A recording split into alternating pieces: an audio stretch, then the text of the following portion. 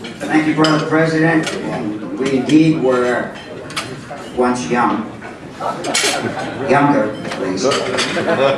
Brothers and sisters, it is perhaps fitting that this is a combined luncheon with those representing senior citizens housing, because many of you have fulfilled your own commitments to B'nai B'rith and to Jewish life. And we now look to the next generation, and we ask our young leaders to do the same, not only within our great organization, but in their Jewish communities as well.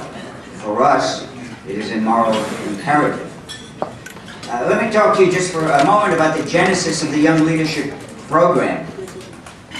It actually began in my hometown in Richmond, Virginia, where we had 500 members of our lodge, but it was a lodge which was resistant to the ascendancy, we'll call it, of youth, young people. And we were the Young Turks, and we felt that we had something to offer, but we could not find a vehicle or mechanism to do it.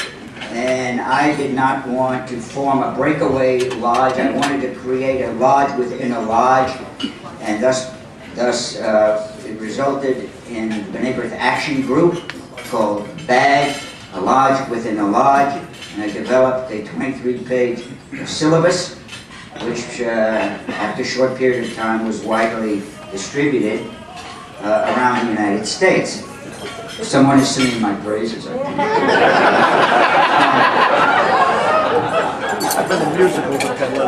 any event, this resistance was at the local level, it was at a state level, and I faced it throughout my B'nai B'rith career, even at the international level. But by the time that Baer received some recognition, it came to the attention of the BBI membership department, and we had a visit by the assistant. Many of you will remember Harold Honorary came to Richmond because he was excited about this new concept.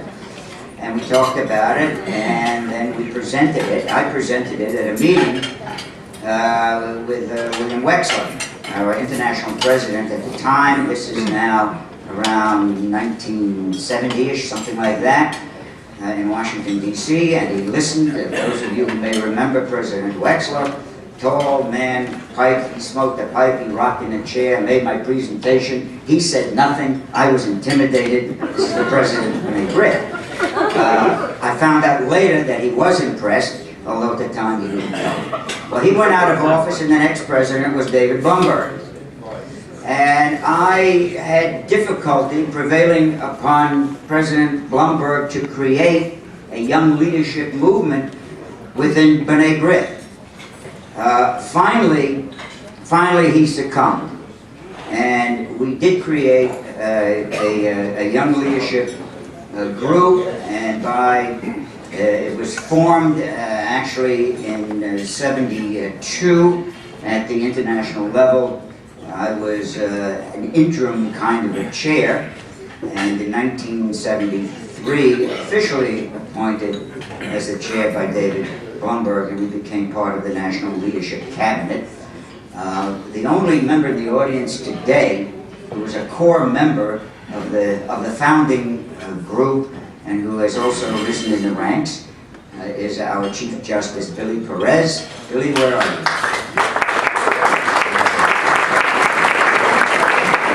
The rest, as they say, is history, and as our president said, the first awards were given in 1976.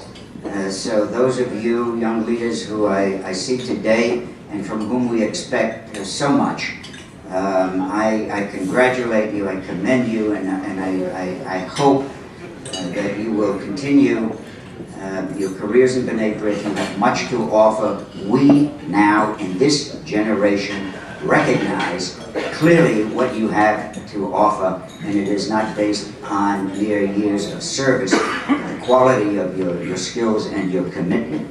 Let me close by reading actually actually from the founding document, which I wrote about 40 years ago.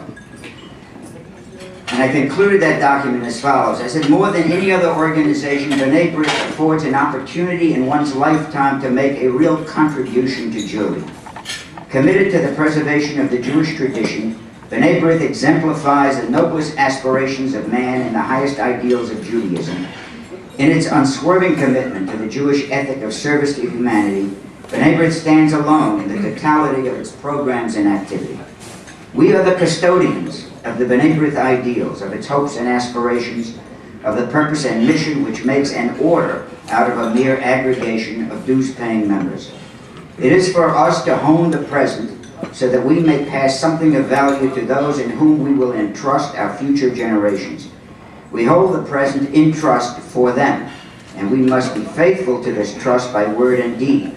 We are what we shall be.